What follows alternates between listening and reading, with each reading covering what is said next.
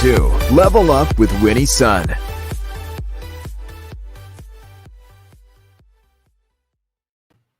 Thank you so much for tuning in today. Happy Tuesday. Welcome back. How are you doing? And if you're joining us on the replay, a big hello to you. Thank you so much for tuning in. It's always wonderful to have you with us. And it's a special day when you're here. Let's talk about how the market closed. First off, the Dow closed up 20 points. The Nasdaq down, unfortunately, 261 points. We don't like to hear that.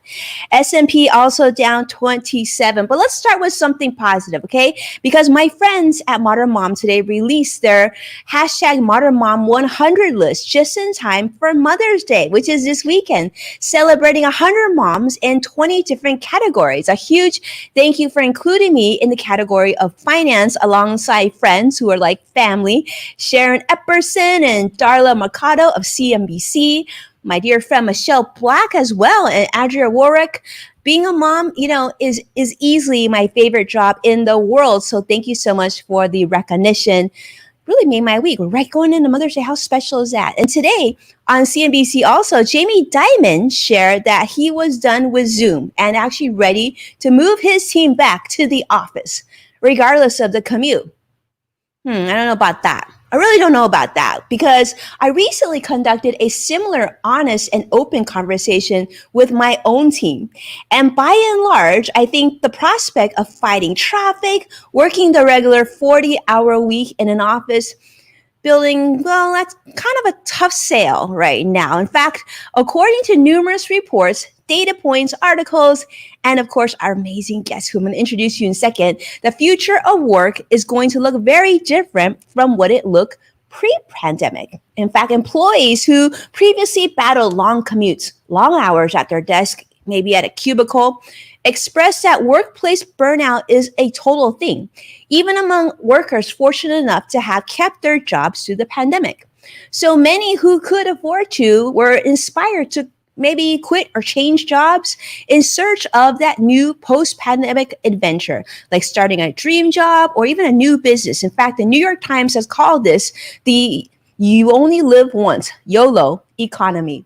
In fact, it's reported that many younger employees have incentives to change their current situation and even have the flexibility of moving to other parts of the country, changing jobs, because remote work has allowed and enabled them to keep productive during the pandemic. So in a race for talent, some states have gotten really creative and are even offering cash incentives and other cool benefits for workers to move and relocate. In fact, Northwest Arkansas is promising $10,000 and a mountain bike. West Virginia, $12,000 in relocation assistance and a year of free outdoor gear. List goes on and on, includes, in fact, the one that you just missed and I missed was even Hawaii had an incentive program to move to Hawaii for relocation. I don't think that was a tough sell. I'm thinking, beaches, surfing, and just sounds pretty great. But let's introduce my I'm so excited to introduce her. Fellow supermom here, Christina Genzer, with Senior Director of Research and Analytics. She is with Slack. Christina, how are you? Welcome to the show. Hi, Winnie. Thank you so much. I'm doing great. How are you? I'm doing great talking to you. I know you're going through a lot just like I am with little ones at home, but let's talk about you. Christina leads global research and product analytics, providing insights about people and work in order to inform overall product, marketing, and sales efforts at Slack. So she actually, prior to Slack, Christina founded the user research team at Facebook. Oh, small company there, after helping to grow the customer support team there. Christina, you've done a lot. We're very, very grateful that you're spending some time with us today. How are you? I'm great. I'm super excited to be here. I love the topic of the future of work, so I'm excited to chat with you. I know we got to talk about the future of work. I feel like it's the biggest, hottest topic right now. In fact, it wasn't that long ago where I shared on Twitter, in fact, that we were about to segue and quickly in March of 2020. In fact, I remember because it was right around my son's birthday, where we had to shut down. And I remember getting an email as soon as I got home that said basically starting tomorrow, you're shut down. So all my employees, we had to quickly segue, and everybody's been working from home.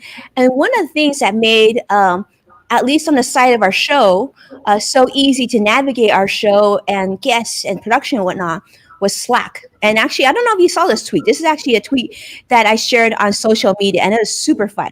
And I got so much traction when people were asking me, like, what were tools that I use? And I want to say Slack made life pretty easy, Christine. So thank you. Thank you. Personal thank you to you and your team and your amazing company for making our life a little bit easier.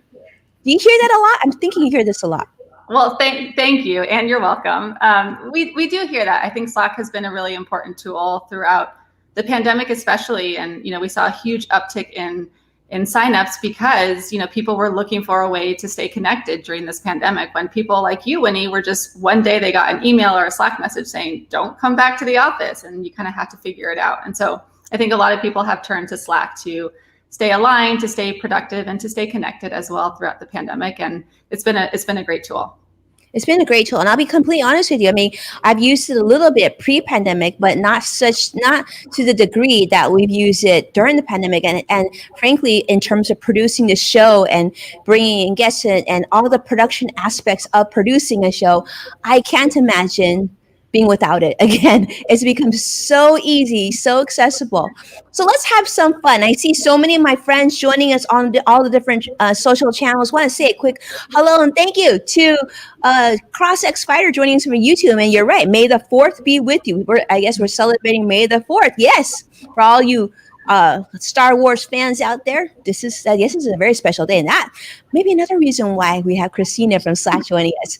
But let's have some fun because I want to see how well you all know, and of course Christina is going to join in. I want to see how well you know this trivia. This is going to be my first question. All right, pay attention. This is a big one. I want to ask you, what is the most commonly used emoji for work? Okay, now we're not talking about the emoji you use for your best friend or emoji you use, but emoji that you use for work. Is it face with tears of joy? Is it the red heart? Is it a thumbs up? Or is it sparkles? Okay, now we're going to let Christina answer this, but before she does, I want to see what all of you say. Now, there's no wrong or right answer for you, but why don't you do this? When you respond with your guess, give me your emoji. Let's see which emoji you think is most commonly used at work. Okay, I see Robin Stevens joining us from Periscope. Thank you so much, from Twitter Live, I should say. But you got to give us, Kay, I see you there. Vicky, I see you there. Okay, we got threes, we got twos, we got thumbs up. We got a lot of thumbs up. All right, I love it. All right, Vicky, give me a thumbs up too. Okay, so thumbs up. What was two again? Let me see that again. Two was, red heart. Okay, I guess who said that? Okay, I think Kay is feeling a lot of love in the workplace. I'm loving this. Christina, do you know the answer for this? So I believe the answer, well, personally, I use the red heart a lot, but I think the answer is number one, the face with the tears of joy. Oh, look at that. Look at that. I know. I totally would have guessed red heart or thumbs up too. Probably thumbs up, because I would think that, obviously a lot of people use Slack, or a lot of people use emojis, I say, for work, and they might not always have love for their fellow employees and companies. But yeah, so I did not expect that. That was really cool. Well, now you know. Now you know a very important piece of trivia, my friends, of what most commonly used emoji for work is. I feel like so much smarter today. All right, next trivia question. All right, what percentage of Fortune 100 companies do you think use Slack? All right, this is a hard one because I have no idea. I would guess that most companies would use Slack, but let's see what you all think. All right, so all right, my friends, I see you coming in. Let's give it a whirl. Is it 65%, which is 1? Is it 26%, which is 2? Is it 82%, which is 3? Or is it 4 at 42%? How many, the Fortune 100, these are the biggest companies around. How many of them do you think use Slack? This is a great question. Yeah, Robin is saying Slack is great. Vicky is saying 2. She's saying 2. 2 is 26%. We see many people are saying 2. CrossX Fighter is saying 26% as well. All right. Christina, do you know the answer? Because this one I actually know the answer. I will be very embarrassed if I get this one wrong because I should definitely know this. So the answer is 65%. The answer, yes, is 65%. Woo-hoo! Now, I'm going to say, like, after the show, maybe it'll jump to 82%. But here's the thing. 65% of the Fortune 500 company use Slack. I think it's because the largest companies tend to be very much focused on efficiency, right? And making sure that information is spread and that collaboration effort. And I imagine email just doesn't work when you're working with that much business. So really interesting, right? I'm saying some of you are surprised. Some of you, a lot of you thought 26%. All right. This is one that honestly I was really curious about. And so this is the question for that is, how does Slack choose their famous notification sound? I want to know this. And the reason I want to know this answer is because I have done filming with my crew. And while we were like on a Zoom call or whatnot, I think actually it was during filming where we heard someone's Slack notification go on and everybody sort of froze. And then after we're like, did you not turn your computer on mute? So I need to know the Slack notification sound.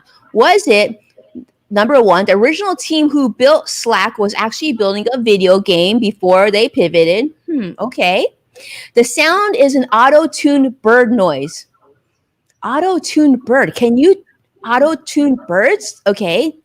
All right, that's two. And number three, someone on the original team who built Slack was a record producer and took it from a beat they had made. That's really cool. I'm thinking they used to be a producer for Justin Bieber or something. And number four, it is a sound malfunction from a kid's toy. Christina, I'm thinking you can relate to this. Have you heard a malfunction from your kids' toys before? I hear them at the worst times, like in the middle of the night when we're all trying to sleep. But yes, we've all heard that. All right. Well, let's see. Let's see what our friends say. We've got a lot of number threes. In fact, Robin Stevens saying number three, Justin, right? Justin Bieber. Like, I don't know. I was channeling Justin Bieber because someone on Twitter right before we jumped on was having this big discussion about him. All right. Kay is also, well, I think I made an impression with my Justin Bieber false, fake, pretend story, if you will. Kay is also saying number three. All right, well, bias the audience. Yeah, I know. I think I sort of changed everything. CrossX Fighter is saying number three as well. Olivia Rooney is joining us from LinkedIn, and she says the auto-tune bird. I love it. Okay, auto-tune bird. That was number two. I still am just thinking that I don't know how you can auto-tune a bird, but I feel like I need to Google that after this show. All right. The answer is, Christina, what is the answer? So, it looks like someone guessed it. So yes, the answer is number one. So before Slack, the team who built Slack was building a video game called Glitch. And that sound came from the old video game. And so there's actually like a few different Easter eggs throughout Slack that came from that original video game that you'll sometimes come across, the notification sound being one of them. So it's way before my time, but it's back from the video game days. How cool. Yeah. I mean, how cool is that? Yeah. That Slack was created from the team that was actually creating a video game. That's why it's also so fun to use. I'm kind of loving this. And I think it's Malachi, I'm hoping I'm saying this right, and Todd, they actually got this right, read it on a side note in a book somewhere. Very cool. That's definitely a book that I'm going to put on my my list to check out. Love it. All right, let's jump into this interview because I think we're going to have a lot of fun here, Christina. We really want to talk about the future of work. You know, in the pandemic, it's shown us that if anything, and many of us can be really, really productive, even though we're working from home, right? In many cases, we're even more productive working from home or working remotely. So as you look ahead at the future of work, do you foresee more people wanting to work remotely? Like, I feel like this is a natural. I haven't really met a lot of people that said, I can't wait to go back into the office, with the exception of my producer who I work with at Fox News. He's like, I'm so happy to be back at work. But I think it's because he doesn't like to take care of the cameras and whatnot. Yeah, I think a lot of people were saying that at the beginning of the pandemic, right? When we didn't know how long it was going to last. Can't wait to go back to work. But yes, the the data tells us a very clear story, which is that only 12% of people want to go back to the office full time. So that means the rest want to either be working remotely full time or some combination of the office some days and at home the other days. And so that was like, I was very surprised when I saw that data. It tells a very clear story that, people don't want to go back to the way that things were. And I think, the pandemic, the last 15 months, it's been really, really hard. It's been really challenging. There's been some, it's been very devastating in many ways. But I think from a work perspective, what we've learned is that remote work really works. And there's a lot of benefits that we've seen from it. And I think flexibility is one of them. And I think people just don't want to go back to the way that things were. And so for me personally, like I had a hard time getting used to it at first. We got that Slack message one day saying, don't come back to work tomorrow. And it took a little bit of time to get used to it, but I can't imagine going back to the way things were. I don't have to commute 2 hours a day. I get to see my kids throughout the day, which is such a treat. And, there's just sort of like that added flexibility that I never had before, which I think is something that people just don't want to give up. So it's going to be really exciting to think about the future. It is really exciting, Christine. I love that you say that. And you're right. I mean, I was in the camp that like you were. When I first found out that we'd be working from home, to be honest with you, the first month, I thought I was going to go bonkers and bounce off the walls because I missed having that adult conversation, being back in the workplace, just chatting with your team and having those organic conversations and then it was like completely jumping into cold water. But that now that we've been through this process for over a year, it seems like more people feel like you and I, in that we're able to like see our kids, we're able to take care of simple things like laundry. And like you said, the 2-hour commute is a real challenge. And if you can be just as productive, right, you can translate that time to have a better value towards your work-life balance. So I love that. I think it's really important. I'm glad you're sharing that. And we're seeing a lot of comments come in. Todd Richardson is saying, yes, working from home is amazing. I got to echo that, Todd. I agree with you. Like, working at home is really, really amazing. I think we always have to remember too, because we've gone through this process during a pandemic. Imagine being out of a pandemic, right? Be able to have that flexibility to work from whatever location that we want to be. Christina was just talking about that before we started on the show. That starts to get very exciting. I mean, you could be maybe, near Yellowstone, working, and then once you're done, you can take the kids or take your family or take a hike in like a national park somewhere. That is, getting closer to that being a reality. So it's exciting. Let's go. This is something I would love to talk about. I think we have to address this because let's be honest. We all miss human interaction. It's not just that we're working from home, but you're coupling that with the pandemic, which forced many companies to having us work from home. It really accelerated that. One of the downsides of the new way of working is that we lose an element of connection. And those fun organic conversations you might have in the kitchen or lunch with our coworkers, since we haven't been seeing them face to face every day. So how can we use Slack to feel more connected with our coworkers?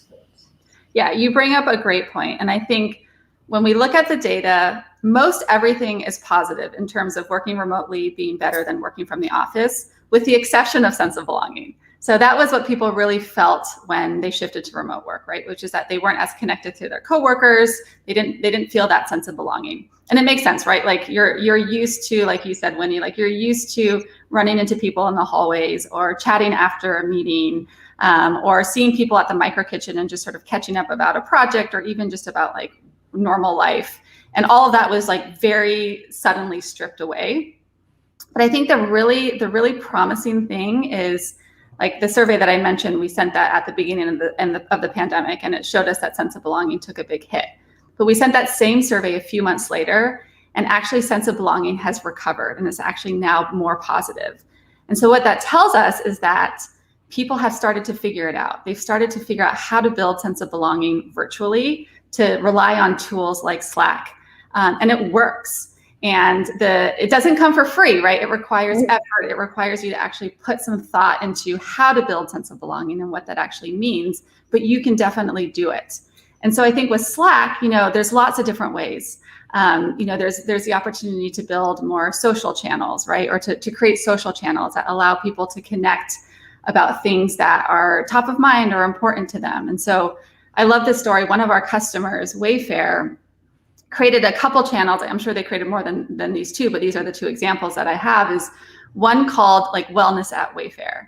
And it's like an opportunity for people to sort of, get together and talk about, wellness, both in terms of like body, but also in terms of mind, right? Because the pandemic has been challenging. It's been hard for people to sort of stay fit when the gyms are closed. And, there's been all the like, the extra sort of anxiety and other types of mental challenges that people have been going through. And so this channel has given people a way to sort of connect and to support each other and to provide that sort of, that extra support to one another, which I think has been really, really helpful. They also talk about, they have a parents channel, which, you and I have already talked a little bit about, just sort of like the challenges that parents have been going through with like Zoom school and, all of that kind of stuff. And it's an opportunity for people to build that connection, right? To build that camaraderie, to support one another, and also, to share funny stories about the little kids who like, run by your Zoom meeting when you're talking to your CEO, that, of course happens. So, I think there's lots of different ways like that to build those connections back. And it requires thought, but it really does work if you put the effort into it. I love that. I think we want to see more examples of that. I mean, I think that gives us a lot of hope, especially those of us who are managers or business owners, right? We want to see people continue to have the conversations, and it could be that periodically, you meet for happy hour, lunch, but that you can still work remotely. That's what I'm thinking. I'm thinking, do we really need that traditional office space as much as we used to think we did? So Jamie Dimon, if you're watching, you might want to rethink what you said on CNBC earlier today. All right, let's talk about this. I want to talk about how Slack is helping to drive this new era of work, which really, let's be honest, was accelerated by the pandemic. What do you think? Like, we know Slack obviously has this great technology, but is there other things that they're doing? Yeah, I mean, I think, what we talked about before, and I think the big message is that people don't want to go back to the way that things were, right? And this is a chance for us to like really reinvent things and really redefine the new era. And like it or not, we've all basically been participating in a 15-month-long experiment. Like, we didn't want to be part of this experiment, but we've all been part of this experiment, right? And so we've learned a lot about what works and what doesn't work. And I think a couple things that we think a lot about at Slack is there's this opportunity to really push boundaries, and there's this opportunity to really reinvent work. And a couple key points there. We talk a lot about how work happens, and we talk a lot about where work happens. And so on the how side, we're really questioning, like, does everything really need to be a meeting? And what are different ways to get work done that doesn't require everyone to get together at the same time? We talk about how important flexibility is. You can't be flexible if you're in meetings all day. Mm-hmm. And what we hear in our data is that 74% of people want to be able to work more asynchronously, right? They want to be able to work on their own time. They don't always want to be in meetings. And we also see that people tell us that 40% of the meetings that they have could be easily replaced by a Slack message. And so we're really trying to rethink what types of work need to happen, and how can we really rethink what needs to be in a meeting and what can actually happen in a tool like Slack more asynchronously, because that really frees up time and that really enables a lot more flexibility. And then I think the second thing is really thinking and rethinking where work happens. Like you said, do you need to have a physical office? There's lots of benefits to a physical office. I look forward to, working from an office a couple days a week to see people and to build those connections. But if you sort of rethink, the physical office being the headquarters, and rethink that or push that to more the digital headquarters, mm-hmm. that opens up, that enables people to live wherever they want, to work different hours, and for the digital headquarters to be sort of the place where people come together to align and to make sure that they stay connected. And so really, that just requires a shift in how you think about running your company, right?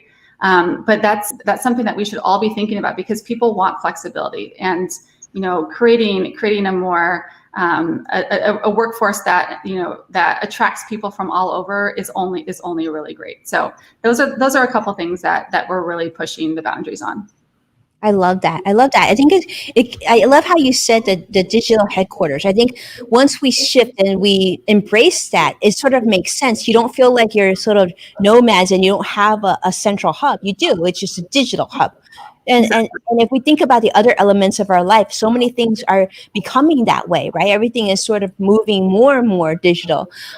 When you think about the future of work, what I'm sure from what we're discussing now, I feel like the future of work is looking even more promising. I feel like by the time your kids and my kids enter the workforce, there's going to be more flexibility. What do you think?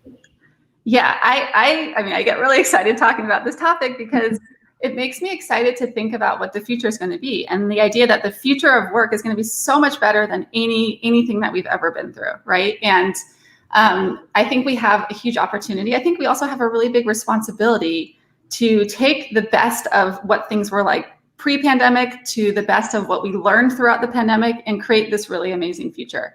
And I think the future is much more flexible than ever before.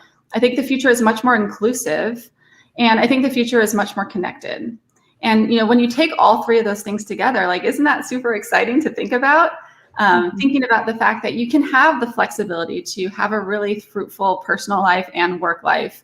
You can work wherever you want. We can attract much more diverse talent, right? We can attract people from all over versus just people who live within, however many miles of an office.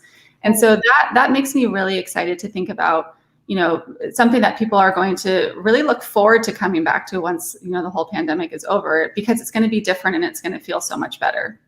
It's going to be different. It's going to feel so much better. And I want to hone in on what Christina said, which is that inclusiveness. This is huge. This can be a dramatic shift.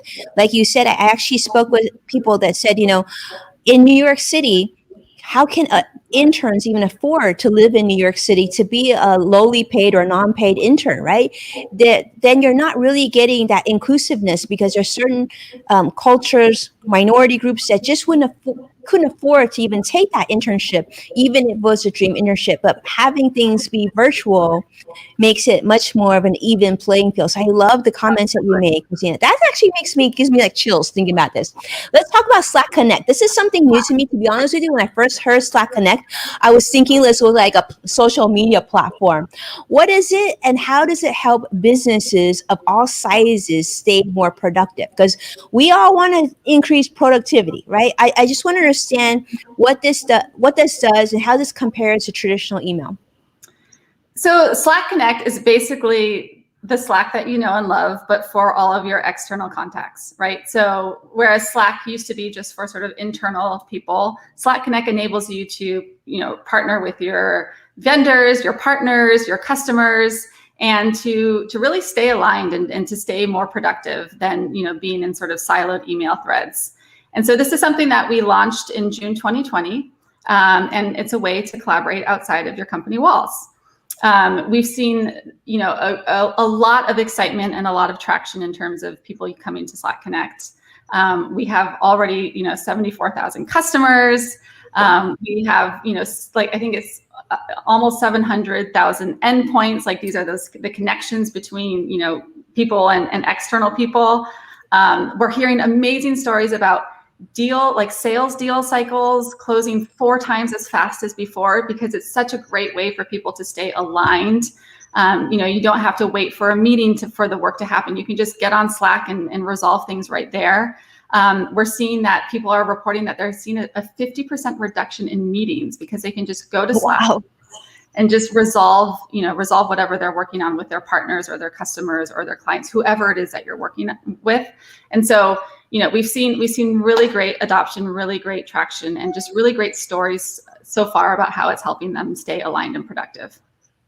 I mean, how cool is that? I mean, just think about that, like meeting different people at different companies, but within your Slack environment, right? Not having to go to email or a different platform, but having that organized conversation. So Slack Connect is really, really cool. I mean, I had a chance to test it out, and on our show, we do have certain producers and whatnot that we work outside of our own small team, and it's so convenient to be able to include them in just like they're part of the team, but having that, it's quite collaborative. And you're right, it takes a communication to a whole nother level. So really exciting.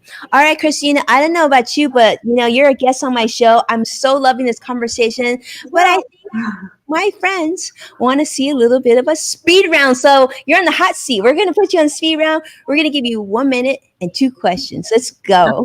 Let's do it.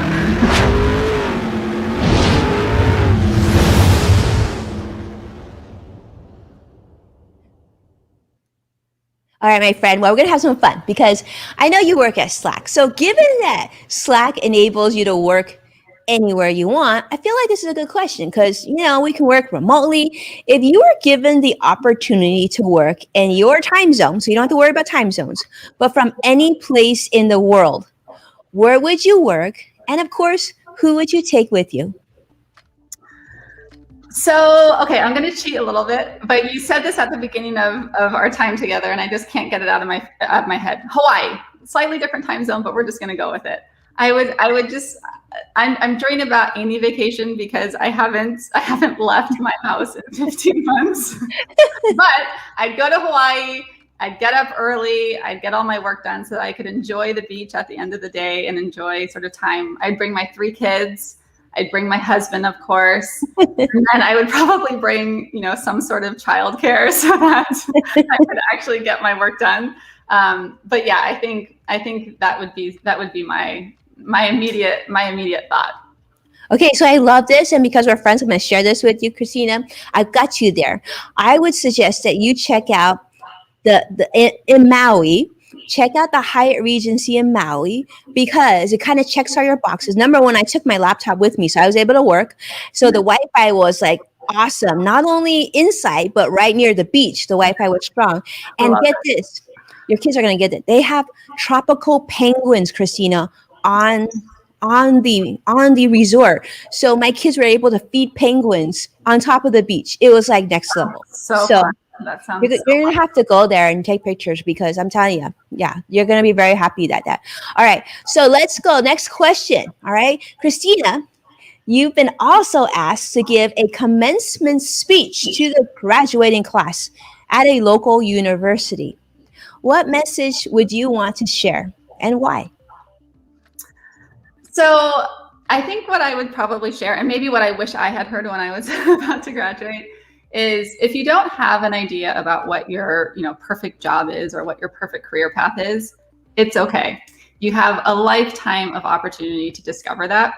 And I think I would suggest to people to sort of commit to a lifetime of learning, right? Get whatever job you can and use it as an opportunity to understand what you're really great at, understand what you love, what you don't love, understand how you like to spend your time, and use that as an opportunity to just learn more about what you're passionate about. When I was in college, I had no idea that the job that I have today even existed, right? And so I sort of, I used that opportunity, my first job, as an opportunity to just learn what's out there, and finally, ended up in the role that I'm in today, and couldn't be happier. So I would just, suggest to people to, like Vicki says, never stop learning and to commit to sort of a growth mindset. I love that. Commit to the growth mindset and always commit to learning. And not only that, I hope you also never lose that spark and curiosity to want to learn, right? Like if something sparks your imagination, just go and do it. Amazing. I think I would have loved to hear that when I was about to graduate from college. I'm seeing many of you as well. See, this is why I love Christina. I know all of you. Vicki is so happy right now. She says that sounds amazing. I'm sure it's because of the penguins in Hawaii, but also, and she's also saying never stop learning. My friend Kay, and Joshua is saying tropical penguins. It's actually a fact. Look it up. The Hyatt Regency in Maui has tropical penguins, and I'm gonna tell you, area. The zookeeper on site is incredible. So if any of you go, you'll have to direct message me. I'll have to give you his name so you can definitely say hello to him. But yes, Christina, wow, what a gift and pleasure to have you as part of our show today. I learned so much. And not only that, you inspired me because you made me really excited about what work's going to look like for my kids in the future, but also my team now, and also collaborations. And as we get through this pandemic together, I don't know, you and I both deserve a really good vacation. I think that's a consensus. But how can we learn more about you, follow what you're working on, and just get more information? Because I'm sure many of you are now even more interested in Slack and Slack Connect. Yeah, so a couple of suggestions. Slack.com/connect has a lot of really great information about Connect and different ways that you can use that to be more productive and aligned. And then another great place is to follow Slack on Twitter at SlackHQ. There's lots of good tips and tricks, and we post news there as well. So that's a great place to go. It's a great place to go. And I don't know who handles the Twitter account for Slack HQ, but you guys got to give you guys a shout out. You guys are awesome. In fact, I was blessed to come to have our worlds collide because of whoever's handling Slack's Twitter account. You know what? You're awesome. Definitely reach out. I would love to send you Starbucks at some point. So thank you so much, Christina. We adore you. And, now I guess is the time to reinvent work. So, use the hashtag reinvent work. I love it. Thank you so much, my friends, for watching, supporting our program, and for all those of you who were active and sharing comments as well. We love you. Please take a moment to share this show with someone that you love on a platform that you adore. As a reminder, you can find full episodes of Level Up with Winnie Sun on NASDAQ, Amazon Fire, and Roku. So be well, and I can't wait to see you again tomorrow. Take care now. Thank you, Christina. Thank you so much. Thank you so much for having me. This was so fun. Yay.